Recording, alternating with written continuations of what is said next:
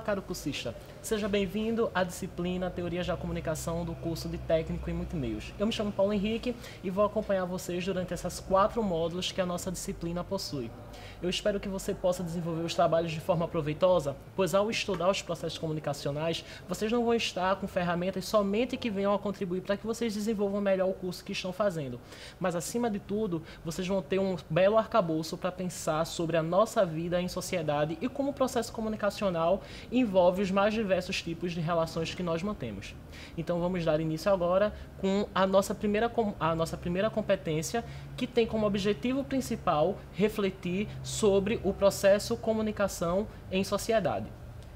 Antes de tudo, eu acho que cabe aqui começarmos com a pergunta: o que vem a ser comunicação? Parece ser uma pergunta, é fácil de responder primeiro de início, mas se você tiver um cuidado de pensar um pouco, você vai perceber que não é uma pergunta tão fácil assim de responder. Mas não fica preocupado. Durante o decorrer dessa videoaula e também das outras videoaulas, acredito que no final do nosso curso você vai ter capacidade de formular um conceito para o que é vir ser comunicação. Você deve ter visto lá na sua apostila que o dicionário ele traz vários significados para a palavra comunicação. Se você não atentou para esse detalhe, volta lá na tua apostila ou consulta o dicionário que você tiver em casa. Você vai perceber que vários significados são atribuídos ao ato de comunicar, ao termo comunicar.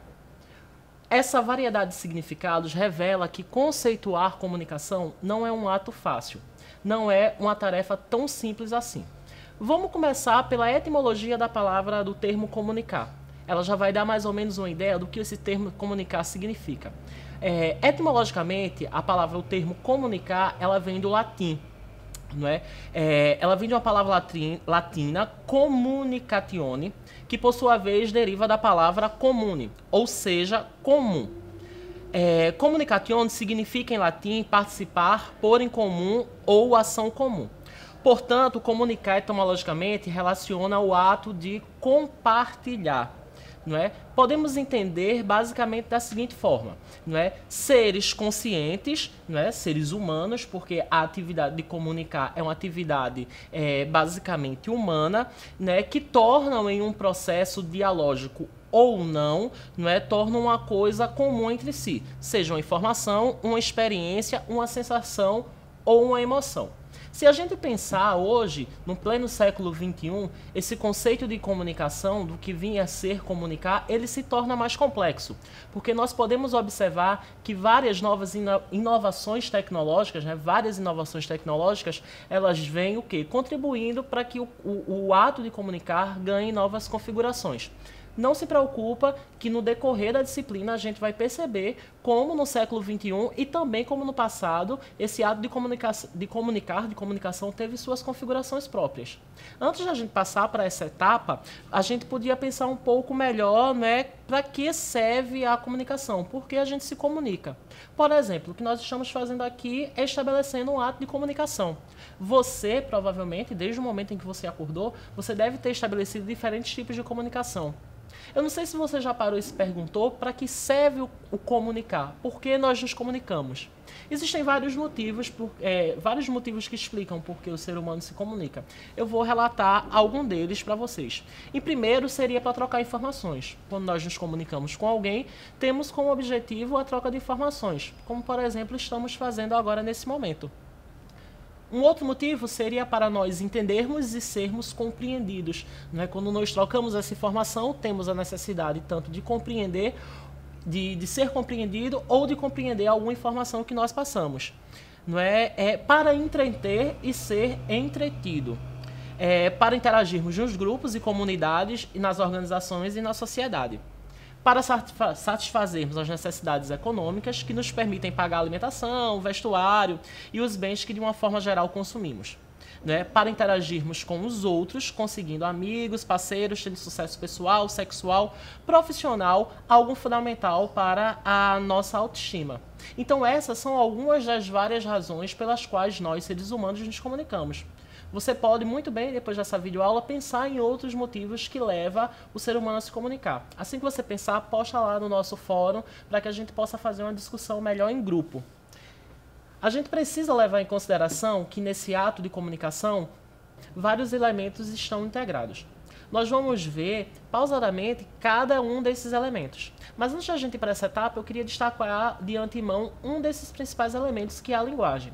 Linguagem também é um conceito que não é tão fácil nós conceituarmos, mas não se preocupa. Do mesmo jeito que eu falei que quando terminarmos o curso, você provavelmente vai ter uma conceituação para a comunicação mais sólida, o mesmo vai ser feito para a linguagem.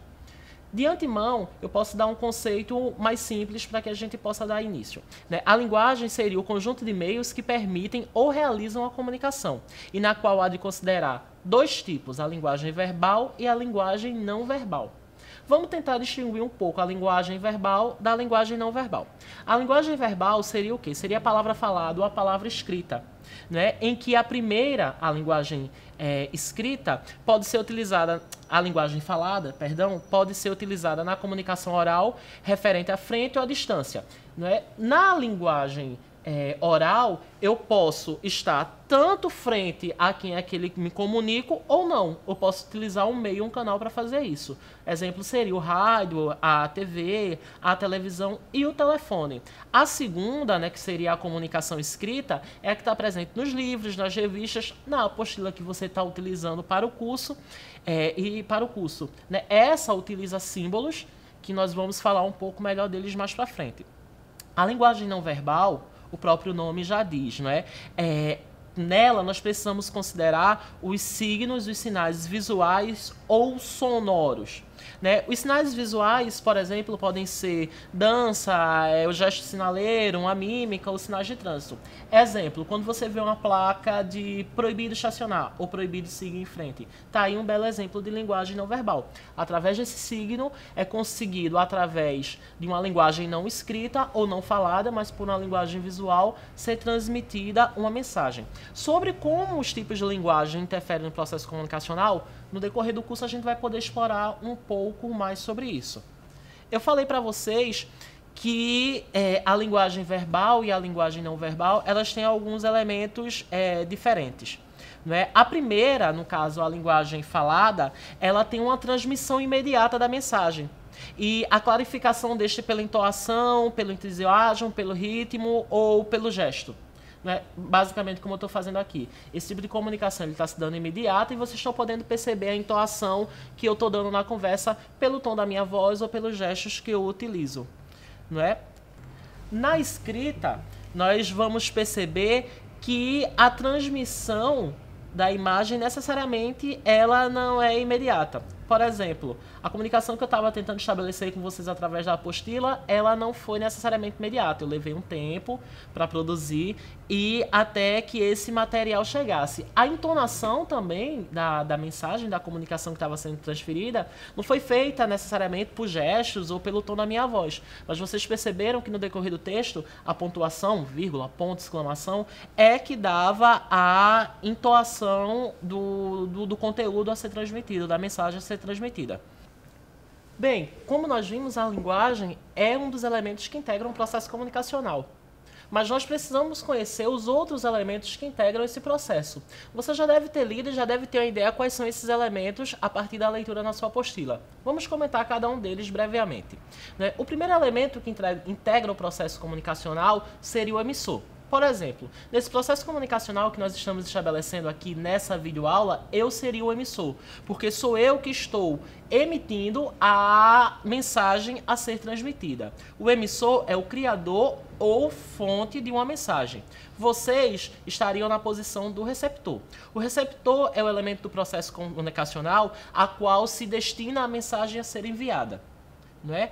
A mensagem, um outro elemento do processo comunicacional, é a ordenação de signos visando a transmissão de uma dada informação. Os sinais, fenômenos físicos que transformam os signos em uma mensagem. Os signos, elementos de uma mensagem, letra, imagem, som e etc. Por exemplo, pensa na tua apostila. A tua apostila não deixa de ser um processo comunicacional. Se nós pensarmos quais os signos utilizados nesse processo comunicacional, nós teríamos as letras. O código, linguagem ou sistema de signos convencionais e regrados no qual a mensagem é transmitida. A informação, o conteúdo da mensagem, por exemplo, o conteúdo dessa nossa conversa. O retorno ou feedback, volta da mensagem à origem, no caso, a volta da mensagem ao emissor. O contexto, situação, ambiente onde o processo comunicacional se dá. O canal, suporte físico ou material da mensagem. Por exemplo, você seria capaz de dizer qual canal esse nosso processo comunicacional está se dando? Ou você seria capaz de dizer qual canal é utilizado para que a comunicação estabelecida através da gente pela apostila se deu? Pensa e posta isso depois lá no fórum, que eu acho que seria interessante. O ruído seria o sinal que atrapalha a transmissão da mensagem. Repertório, vocabulário de um dado código. A redundância, a repetição de signos para reforçar uma dada mensagem. Conhecendo agora os elementos que integram o processo comunicacional, nós podemos agora saber quais os níveis de comunicação. Você deve ter visto na sua apostila que, basicamente, os níveis de comunicação eles são organizados em 4 formas distintas. Comunicação interpessoal, comunicação intrapessoal, comunicação grupal, comunicação organizacional e comunicação de massas. A comunicação intrapessoal é a comunicação que o indivíduo tem consigo, o que corresponde a um diálogo interior usando, por exemplo, frases. Por exemplo, você já deve ter feito algum momento de reflexão na sua vida enquanto você caminhava, enquanto você fazia alguma atividade. Esse é um ótimo exemplo de comunicação intrapessoal. É uma comunicação não dialógica de você com você mesmo. Um outro bom exemplo é um diário pessoal. Muitas pessoas têm o hábito de escrever pensamentos, atividades, memórias em um diário. Esse diário, ele não tem como objetivo ser lido por outras pessoas, mas é algo pessoal. É um bom exemplo de comunicação intrapessoal. A comunicação interpessoal é basicamente o tipo de comunicação que nós estamos fazendo aqui, né? É uma troca de informações entre 2 ou mais pessoas, geralmente de modo informal, envolvendo tanto componentes não verbais, gestos, expressões faciais e contatos visuais, que são tão relevantes quanto os elementos verbais, servindo, por exemplo, para criar relações pessoais, né? Habitualmente, a comunicação interpessoal ela tende a ser direta, não é? Porém, frequentemente, ela também pode ser mediada. Por exemplo, quando nós estabelecemos uma conversa ao telefone ou por um chat de internet. O outro nível de comunicação é a comunicação organizacional. Na organização, a origem ou a fonte de onde manda a mensagem ela não é um indivíduo isolado, mas sim uma organização empresarial ampla e complexa com um grande número de profissionais envolvidos. Por exemplo, quando você recebe um memorando ou um ofício da empresa onde você trabalha. O próximo nível seria a comunicação grupal, né? Que não deixa dúvida de como se trata esse tipo de comunicação. Seria a comunicação que ocorre dentro de grupos, não de grupos grandes, mas de grupos pequenos, como por exemplo amigos ou a família. Por último, nós temos a comunicação de massa. A comunicação de massa, né, a gente entende por comunicação de massa a disseminação de informações através de jornais, televisão, rádios, cinemas e também pela internet, os quais se reúnem em um sistema denominado mídia. A comunicação de massa tem a característica de chegar a uma grande quantidade de pessoas ao mesmo tempo, partindo de um único emissor. Por exemplo, quando você recebe uma informação, uma notícia por um telejornal ou por um jornal escrito. Pois bem, esses são os 4 níveis de comunicação e eles vão ser fundamentais para a nossa próxima competência, onde nós vamos fazer um breve estudo da evolução da comunicação no decorrer da história. Eu aguardo até vocês lá e qualquer dúvida a gente está no fórum. Até a próxima.